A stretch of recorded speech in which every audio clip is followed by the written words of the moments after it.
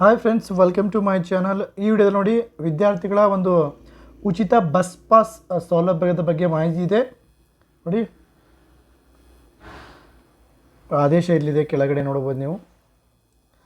ಪ್ರಸ್ತಾವನೆಯಲ್ಲಿ ವಿವರಿಸಿರುವ ಅಂಶಗಳ ಹಿನ್ನೆಲೆಯಲ್ಲಿ ರಾಜ್ಯದ 4 ಸಾರಿಗೆ ಸಂಸ್ಥೆಗಳಾದ ಕರ್ನಾಟಕ ರಾಜ್ಯ ರಸ್ತೆ ಸಾರಿಗೆ ನಿಗಮ, ಬೆಂಗಳೂರು ಮಹಾನಗರ ಸಾರಿಗೆ ಸಂಸ್ಥೆ, ವಾಯುವ್ಯ ಕರ್ನಾಟಕ ರಸ್ತೆ ಸಾರಿಗೆ ಸಂಸ್ಥೆ ಮತ್ತು ಕಲ್ಯಾಣ ಕರ್ನಾಟಕ ರಸ್ತೆ ಸಾರಿಗೆ ನಿಗಮಗಳ ಬಸ್ಗಳಲ್ಲಿ ಪ್ರಯಾಣಿಸುವ ರಾಜ್ಯದ ಶಾಲಾ ಕಾಲೇಜುಗಳಿನ ಎಲ್ಲ ವಿದ್ಯಾರ್ಥಿಗಳಿಗೆ ಉಚಿತ ಬಸ್ ಪಾಸ್ ಸೌಲಭ್ಯವನ್ನು ವಿಸ್ತರಿಸಲು ತಾತ್ವಿಕ ಅನುಮೋದನೆಯನ್ನು ನೀಡಿ ಆದೇಶಿಸಿದೆ.